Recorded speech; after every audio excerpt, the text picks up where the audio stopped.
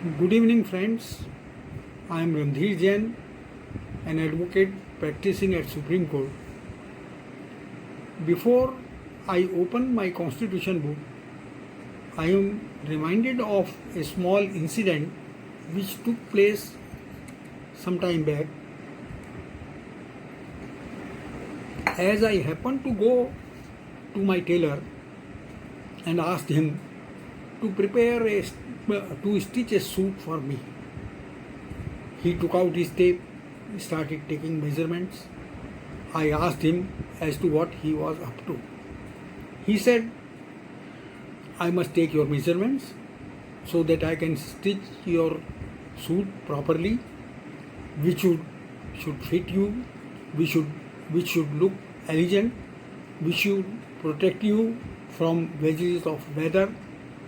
I mean, to be it to be in perfect in all respects, it is necessary that I prepare it according to your body, according to you. It is no use I stitch it. It may not suit to your body. It may be too small or too big, or so many things might be there. So when I look at the Constitution, there are certain things which are not really required to be said. If I may start with the preamble. Preamble is some sort of a policy statement, a declaration,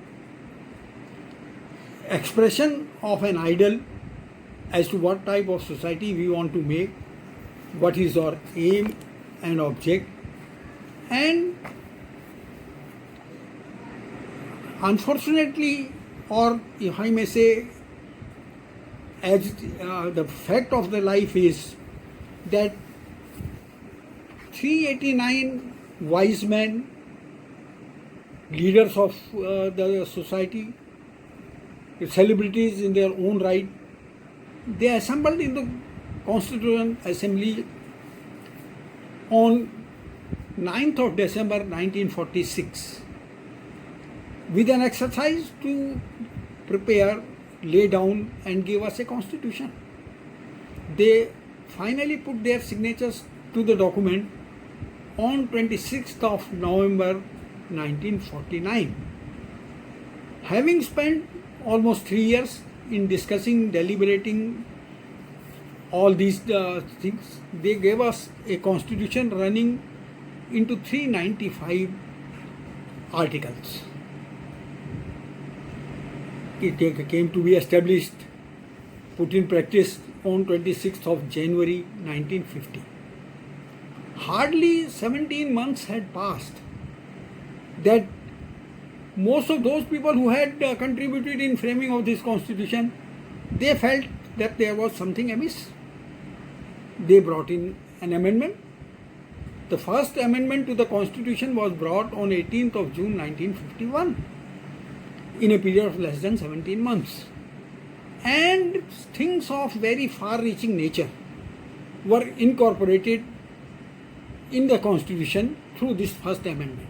I am not going into the legality part of this amendment because our Constitution itself carries a mechanism how an amendment to Constitution can be incorporated.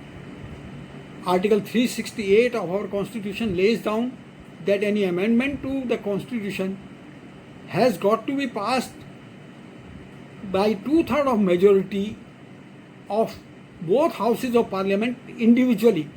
Namely, Lok Sabha must pass it with 2/3 majority, then Raj Sabha must pass it with 2/3 majority.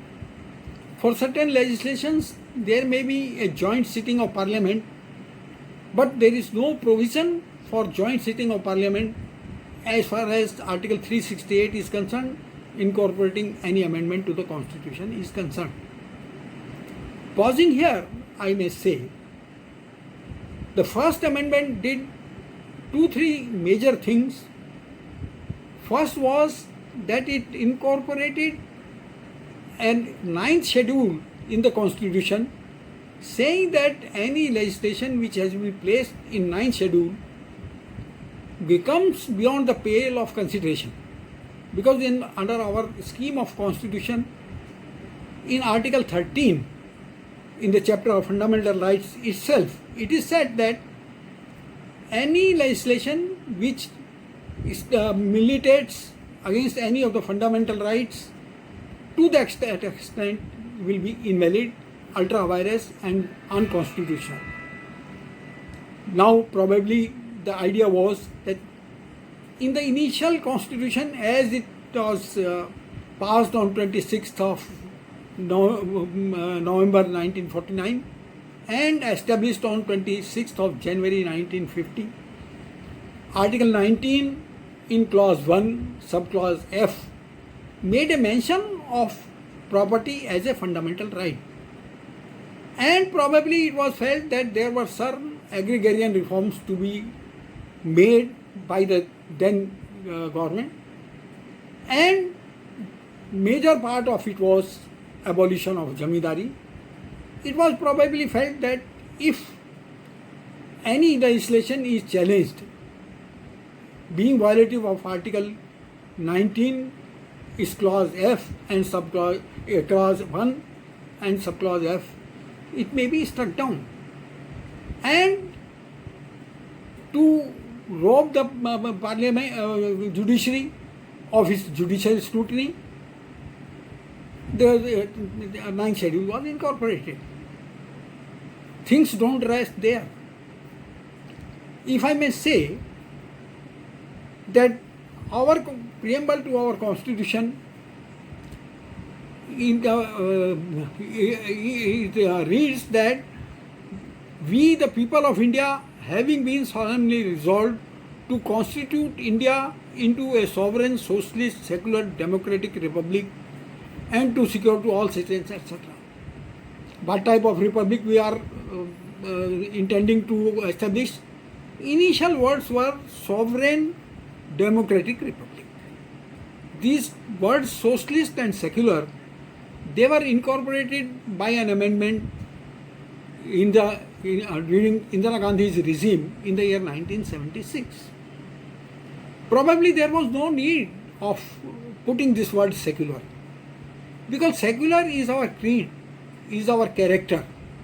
We in India have never discriminated against any religion, against any sect, against any caste or anybody. In fact, our motto from times immemorial has been Munde Munde Mate Bhinna. We welcome difference of opinion. We welcome all differences, all different identities, and they can coexist together. There has never been any problem in that. History puts it. There's so many people from other countries, other nations, for whatever various reasons, they came to India. We welcomed them. We settled them amongst ourselves, and we treated them as like any other citizen of this country. The state has never had any religion, so there was no need of putting it. But anyway, it has been put. But at the same time, in fifth sentence of this preamble, initially we were having the word fraternity assuring dignity and dignity of the individual and the unity and integrity of nation. The initial word was only unity, and this integrity was incorporated by this amendment brought in the year 1976. To my mind, this is a welcome thing. I am not entering into that debate of today, what were they say, secessionist forces and all that. But we have to survive as a society, as a nation. Integrity is an integral part of it. Without integrity, nothing can be achieved. If I am pausing here, I may only say that there is so much of debate going on today as to whether some people talking of raising some voice of some dissent or some decision, division or anything, whether it is sedition or not. It may not technically be covered under the term sedition as contained in section 124A of IPC. But certainly it cannot be ignored. The unity of integrity of nation has got to be maintained at all costs. And the only legislation we have, that is under Unlawful Activities Act, and where it is secession and all that type of activities have been termed as unlawful activity as per the definition given in clause O of section 2 of that act and made punishable under section 13. Resting it there, if I may travel further, we have had the idea, we have said that we want to have a secular polity. A secular polity does not admit of any special treatment being given to anybody, on whatever consideration one may think of. But on the one hand, we profess by secularism, by equality, and at the same time we try to put some benefits for certain persons based on the question of religion or maybe the language also. The one very serious flaw in our whole thing is that there is no definition of minority in our constitution. Till today, there is no definition of minority anywhere in our in our legal system. The only act which talks of course, the Constitution does not talk of any minority commission, but at the same time, we have had a minority commission much prior to having a Minority Commissions Act. Morarji Bhai in 1978 established a minority commission. Then thereafter, in 1992, came the National Commission for Minorities Act, which said in section 2, clause C of that act, that minority is what is notified by the government as a minority. Any community notified by government will become minority. It's not a definition, it's not defining or it's not laying down any characteristic.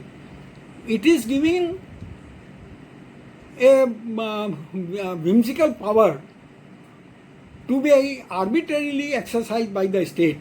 In the hands of the state, they may notify anybody as minority and they may not notify another person. We have very, very peculiar situation we have created for ourselves. It is that while the chapter of fundamental rights, 5-6 articles starting from 25 to 30, which talk of minority, does not talk of minority rights at all. They don't talk of any minority based on any religion. The only right given to minority is for education. That's also under Article 30. And there also it is a religious as also a linguistic minority. And if we now look at it, there is along with the central government having passed National Commission for Minorities Act, some of the states have also passed their minorities commission legislations. There they say that minority for our purposes is what is notified as center. As of today, the center has notified 6 communities, namely Muslims, Christians, Parsis, Buddhists, Jains, and uh, uh, as minority. Now, the peculiar situation is that when we look to Article 25, Sikh, Buddhist, and Jain, they are included in Hindu. Now, to qualify to be called a minority, you must not be Hindu. Now, I, as a Jain or a Sikh or a Buddhist, I look into it, who I am, whether I am a minority or not a minority. Because for purposes of Article 30 and for the purposes of the Minorities Commission Act and everything done by the state, I am a minority because I am notified as such. But while going back, when we look to Article 25, it says I am a Hindu. If I am a Hindu, I cannot be minority. It's a peculiar situation it is yet to be defined. The same person belonging to the same community, for certain purposes will be considered to be a minority. For certain purposes, it will not be considered to be a minority. Similarly, if I may point out, a myth has been created by so many persons that the caste-based reservation, when it was brought in for a period of 10 years. It has a little history. If we look to Article 331, 330,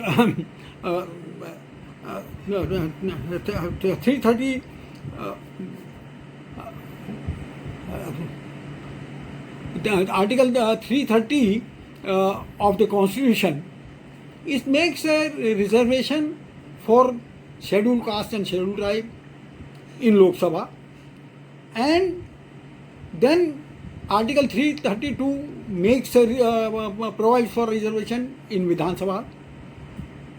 But peculiarly enough, Article 331 provided for giving power to the President to nominate 2 members to Lok Sabha who belong to Anglo-Indian community.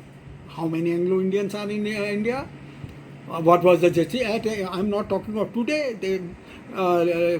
It's a good thing that the present government, because initially it was for 10 years, and every 10 years, because all reservation, whether it was for SC, ST or Anglo-Indian, that was initially for 10 years, then it was extended for 10 years each time, and ultimately we came to 2020, up to 26th of January 2020, this was there. Luckily, now as far as reservation for Anglo-Indian is concerned, it is gone. It is no more there. But when we look to reservation given to scheduled caste and scheduled tribe in matters of employment, in matters of admission to educational institutions, it never carried any restriction, 10 years or anything. When it came for all times to come.